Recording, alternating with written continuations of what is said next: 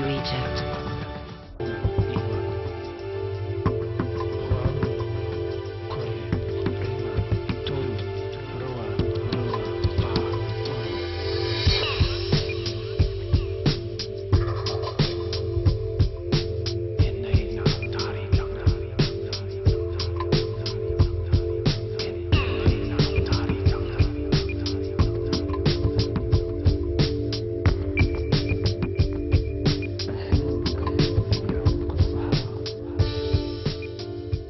اهلا بيكم يا شباب، عاملين ايه؟ منورين الدنيا. انا محمد الشرقاوي، هبقى المرافق بتاعكم النهارده في الرحله البحريه. النهارده عندنا رحله لجزيره تيران، وهنتعرف على الجزيره ونشوف شرم الشيخ، وممكن بالمره نعمل سنوركلينج ونشوف الشعاب المرجانيه اللي في شرم الشيخ والاسماك اللي بتشهر بيها شرم الشيخ. يلا بينا، اتفضلوا. هتاخد مننا حوالي ساعه الا ربع. اتفضلوا بينا.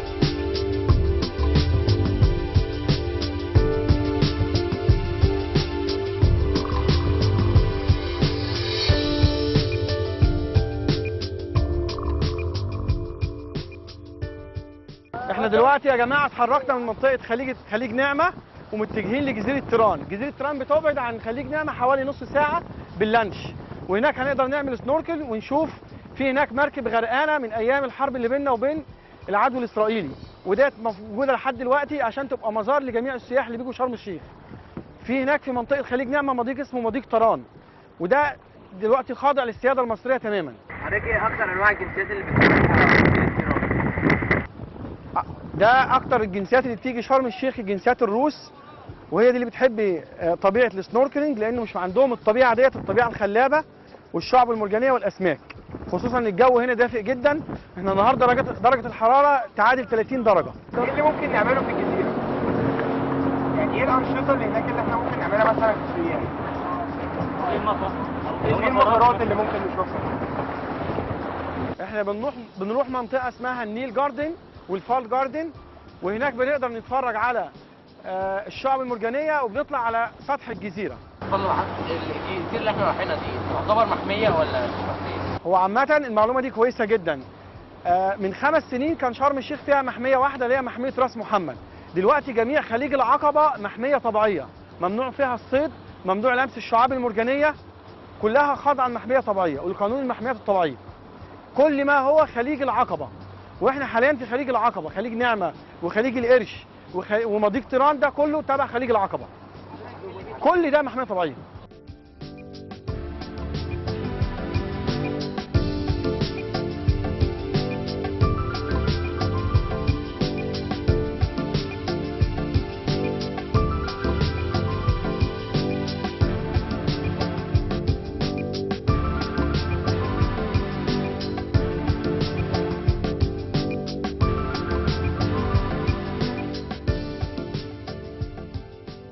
ايه اهم انواع السمك او الحيوانات اللي بتتحمي في خليج العقبه عموما؟ من اشهر الاسماك اللي موجوده في خليج العقبه، مش موجوده في اي بحر تاني، سمكه نابليون، ودي حجمها زي حجم الانسان، وفي هنا قروش وكلها اليفه، وفي دلافين موجوده في خليج العقبه، غير سمكه البغبغان دي من اشهر الاسماك واسماك الزينه. هو الشعاب المرجانيه ممكن توصل طولها لكام متر؟ او ممكن توصل حجمها يبقى قد ايه؟ في حضرتك هنا من ضمن الشعاب المرجانيه اللي مشهوره بيها وتشتهر بيها مدينه شرم الشيخ شعبه، ويطلق عليها شعبه المخ، وهي شبيهه لمخ الانسان، وبتنمو كل 10 سنين 1 سنتيمتر مربع، وديت عمرها يرجع لالاف السنين، ودي مش موجوده في اي دوله ثانيه ولا في اي بحر ثاني، وممكن حجمها يوصل لقطر حوالي 4 متر. الشعاب المرجانيه المخ دي هي الشعبه الوحيده المرجانيه الوحيده اللي موجوده في شرم الشيخ؟ لا، في انواع اشعاب مرجانيه كتيره. في شعبه اسمها شعبه الصاعقه، وزي بتبقى زي الشعبه الكهربائيه، وفي شعاب مرجانيه منها انواع كتير. احنا النوع اللي على القبل دلوقتي هناك ادي نوع من حضرتك؟ كل الشعاب دي. كل الشعاب هناك؟ طب هو في بعض الجزر اصلها شعاب مرجانيه؟ لا، الشعاب المرجانيه ديت حضرتك تبقى احياء مائيه عايشه في البحر، ولكن الجزر دي عباره عن صخور وجبال، وده منظر جزيره تيران قربنا منه اهوت وممكن نحدده. وجزيره تيران على فكره مساحتها 100 كيلو متر مربع، وكانت اصلا في الاصل جزيره سعوديه، وبقت ملك مصر بيننا وبين الحرب الاسرائيليه عشان تبقى مضيق تيران اللي احنا هنروح فيه دلوقتي يبقى خاضع تحت السياده المصريه كامله. عليك قد ايه عمق المنطقه هناك؟ تتراوح الاعماق في مضيق تيران وجزيره تيران من 5 متر ل 20 متر، ولكن المنطقه اللي احنا فيها دلوقتي ديت تتراوح فيها الاعماق ل 300 و 400 متر. وفي معلومه ان خليج العقبه اعمق من المحيطات، وده اعمق بحر في العالم هو خليج العقبه. مفيش اي محيط بيوصل للاعماق بتاعه خليج العقبه. في اعماق هنا بتوصل ل 2000 و 3000 متر.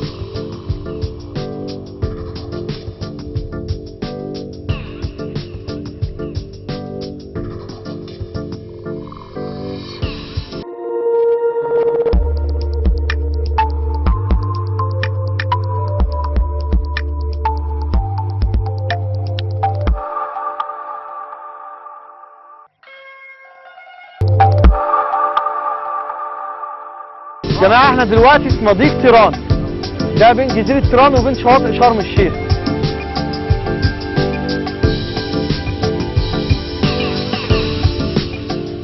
جزيرة تيران تقع في مدخل مضيق تيران عن البحر الأحمر الذي يفصل خليج العقبة ب6 كيلو من ساحل سيناء الشرقي، وتبلغ مساحة الجزيرة 80 كيلومتر مربع، وهي إلى جانب جزيرة صنافير المجاورة لها.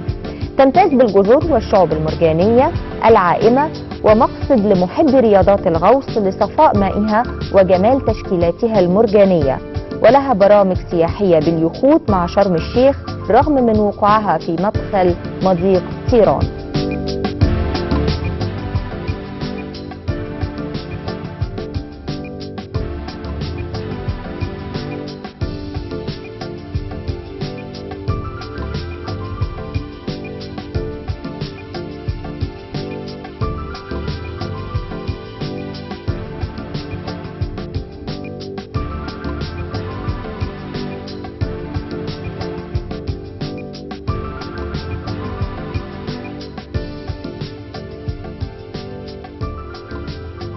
ديت مركب غرقانه، المركب ديت عمرها 40 سنه، والمركب دي اصلا مركب روسيه. ازاي طيب مش غرقانه؟ هي خبطت في الشعاب المرجانيه، والمفروض كان يحصل لها ازاله، والحكومه المصريه رفضت عشان تبقى مزار سياحي لجميع زائرين شرم الشيخ. طب حضرتك الغطاسين بيخشوا فيها؟ تحت منها، هي موجوده على الشعاب المرجانيه، في جزء منها تحت الميه وفي جزء منها لسه فوق الشعاب المرجانيه. هي السفينه دي اصلا كان اصلها سفينه حربيه؟ لا، هي سفينه بضائع روسيه. والمنطقه اللي احنا فيها ديت منطقه اسمها المجرى ملاحي، على الجنبين يمين وشمال في شعاب مرجانيه، فهي فقدت طريقها ودخلت في الشعاب المرجانيه. طيب بس هي الشعاب المرجانيه كانت جامده للدرجه ان هي توقع مركبه كبيره زي دي؟ بالظبط كده. لو اللانش ده دخل اهي الشعاب المرجانيه ظاهره اهي. طب حضرتك هو يعني ما حصلش ضرر للشعاب المرجانيه من السفينه؟ حصل ضرر طبعا. ضرر كبير اصلا. ماتت كل الشعاب المرجانيه الموجوده تحت هنا، لان اي معلومه ان لو انت لمست الشعاب المرجانيه تموت في الحال، لو لمستها بايديك او اي حاجه لمستها تموت في الحال. ويعني ايام كام واحد تقريبا مات ولا كله مات ولا لا مفيش فيها ولا واحد مات، كلهم انقذوا لان هي لسه موجوده، مفيش حد فيها مات، في جزء منها لسه موجود اهو.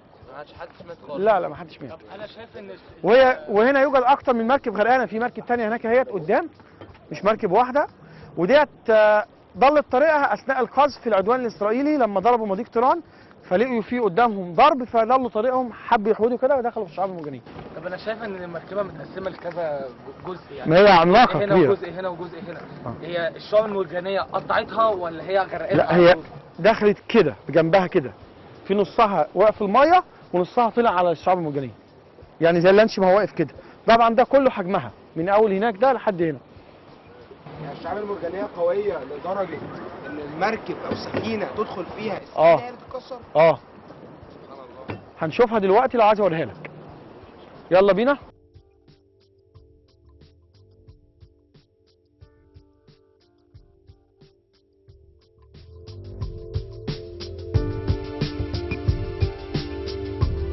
بصوا يا جماعه تحت هنا، انا عاوز ابص تحت، الشعاب المرجانيه اهي ظهرت اهي، الاخضر واللي ده كله ده شعاب مرجانيه.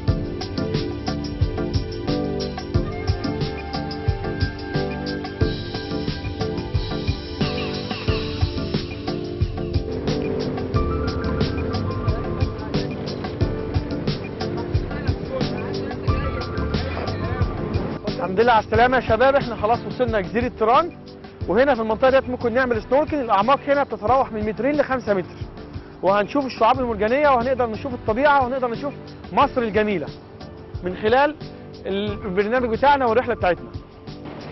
طب استاذ احمد انا عندي سؤال، هي كل منطقه وكل الجبال دي تبع جبال سد البحر الاحمر؟ بالظبط كده، وديت حدود شرم الشيخ اهيت من أول هنا، والساحل بتاع شرم الشيخ حوالي 80 كيلو، والحمد لله كلهم دلوقتي عليهم منتجعات وفنادق موجوده على الساحل بتاع شرم الشيخ. ومن الجهه الثانيه يقع جزيره طيران. سؤال بس عندي، هي الرمل على الجزيره هنا نوع معين ولا نوع نادر ولا ايه النظام؟ لا مش نوع نادر، الرمال عاديه اكنها جبل بالظبط. حضرتك احنا لسه لما كنا في الرحله قابلنا نوع اسمه نوع سمك فلاي فيش. تمام. في يا ترى انواع ثانيه زيه؟ ده فعلا موجود في، وده الحاجات المميزه في خليج العقبه، ان في سمكه اسمها الفلاي فيش. دي سمكه بتقدر تعوم وفي نفس الوقت ممكن تطير زي الطائر. وفي حاجات نادره زي ما انا قلت في الاول، سمكه نابليون، ودي من الحاجات النادره جدا في خليج العقبه وفي الدلافين، ويمكن تطلع في الصيف. حضرتك ممكن نقدر نصطاد الدلافين تحت؟ لا الدلافين بتطلع فوق واسراب. انا قصدي موجوده في منطقه خليج العقبه هنا؟ موجوده في كل ده، تطلع فوق باسراب. ممكن تطلع الانديه يا ابراهيم؟ صعب صح؟ تطلع الانديه في الوقت ده؟ صعب. بتقرب البشر؟ هي بتطلع في الحته دي بالذات، خلي بالك الدلافين في الحته اللي احنا فيها ديت، بس في الصيف. بتقرب البشر ولا بتبعد عنهم عموما؟ لا بتقرب، لان الدولفين صديق الانسان. لو انت نزلت بيقرب منك باسراب وبيحميك من اي اسماك قروش والكلام ده. طب حضرتك هو بخصوص سمكه نابليون، هي شكلها ايه او حجمها قد ايه؟ هي شبيهه للانسان وحجمها اكبر من الانسان كمان، وبطيئه جدا في العوم بتاعها.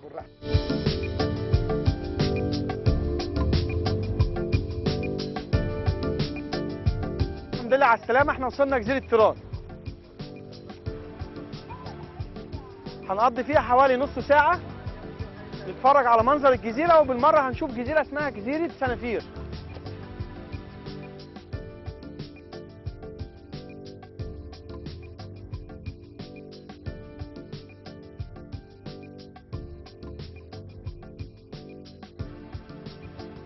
يلا بينا يا جماعه نشوف الجزيره، يلا بينا نشوف الطبيعه، يلا نشوف الجمال، يلا نشوف مصر الجميله.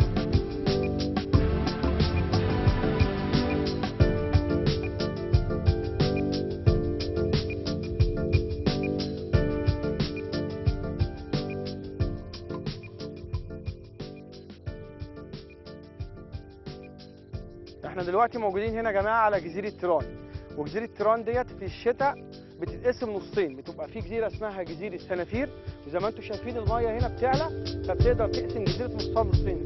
الجزء ده بيبقى اسمه جزيره سنافير، والجزء ده بيبقى اسمه جزيره تيران.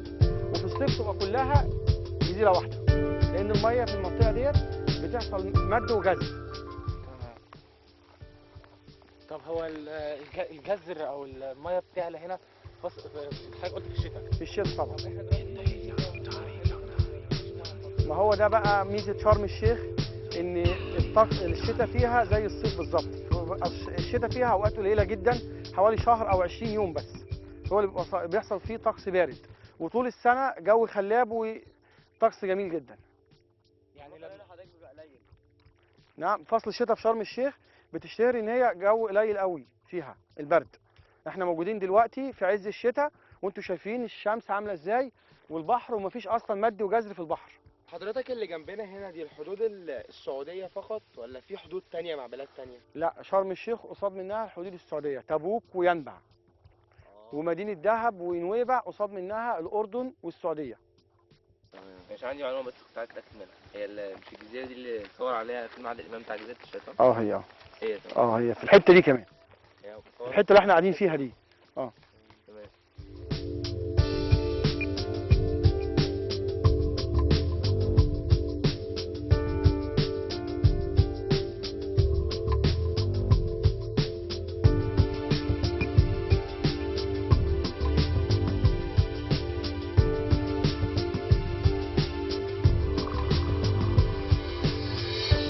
ايه رايكم يا جماعه في الجزيره؟ احنا زي ما شفنا كده، ايه رايكم في جزيره تيران؟ جميله ما شاء الله، جميله جدا سبحان الله. طب ايه رايكم بقى، يلا بينا نعمل من الانشطه البحريه اللي بتشتهر فيها جزيره تيران سنوركلينج. ودلوقتي هنشوف الشعاب المرجانيه والاحياء المائيه تحت الميه.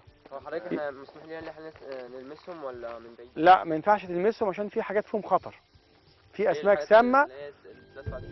سامه، وفي شعاب مرجانيه صاعقه بتعمل لك عمليه صعق، فما ينفعش تلمسها، خصوصا ان الشعب المرجانيه لو انت لمستها بتموت على طول. بالظبط كده. يلا بينا نعمل سنوركلينج ونتفرج على البحر كمان. يلا بينا يا جماعه دلوقتي هنعمل سنوركلينج، وعاوز اعرفكم ان احنا ممنوع نلمس اي شعاب مرجانيه، ممنوع نلمس الاسماك، لان احنا دلوقتي موجودين على محميه طبيعيه. ليه محميه طبيعيه؟ ان فيها اسماك نادره وشعاب مرجانيه نادره مش موجوده في اي دوله ثاني في العالم. طب حضرتك هو ايه اللي بيحدد ان دي محميه طبيعيه؟ الطبيعه هي اللي بتحدد ان دي محميه طبيعيه ولا لا، والدول لو في عندهم حاجات زينا يقدروا ينافسونا في الحاجه دي. انما مصر مشتهره، وشرم الشيخ بالاخص مشهوره ان هي فيها اسماك والطبيعه بتاعتها مش موجوده في اي دوله في العالم تاني، فعشان كده هي حاجه نادره وحاجه محميه طبيعيه. ايه القوانين اللي لازم نلتزم بيها في المحميه الطبيعيه؟ ان انت ممنوع تاخد منها اي حاجه، ممنوع تسيب فيها اي حاجه مخلفات او اي حاجه، ممنوع تلمس فيها اي حاجه. هي دي قوانين المحميات الطبيعيه. يلا بينا يا جماعه نتفضل.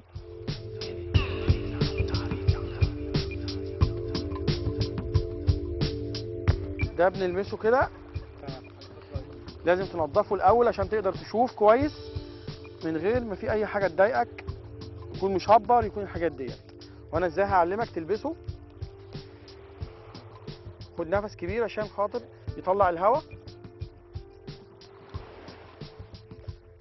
ده تتنفس منه عادي جدا، حطه في بقك، ده بيسهلك عمليه النفس.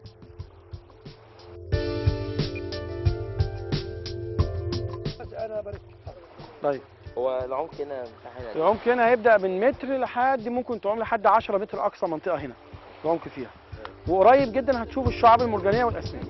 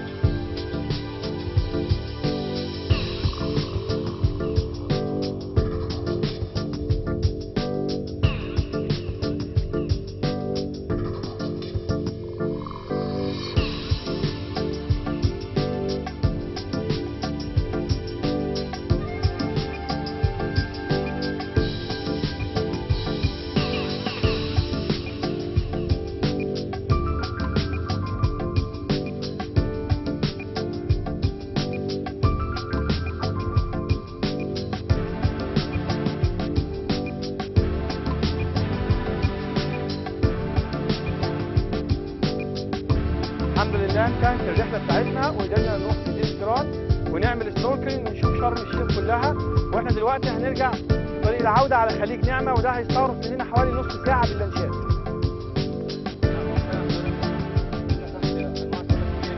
اتبسطتوا بجد؟ طب كويس جدا. وده احنا عاوزين نوصل رساله للعالم كله ونقول لهم دي مصر فعلا جميله ومصر تستاهل اكتر من اللي احنا فيه ده.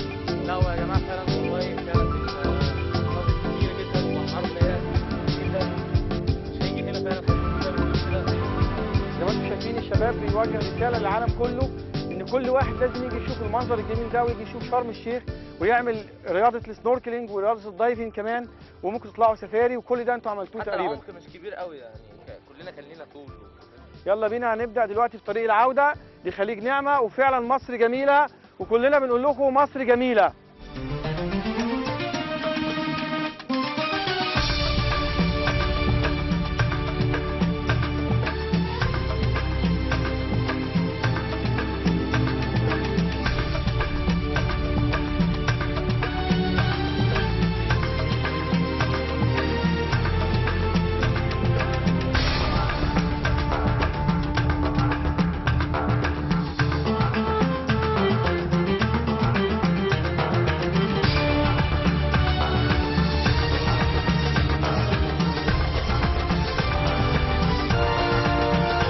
Nothing compares to Egypt.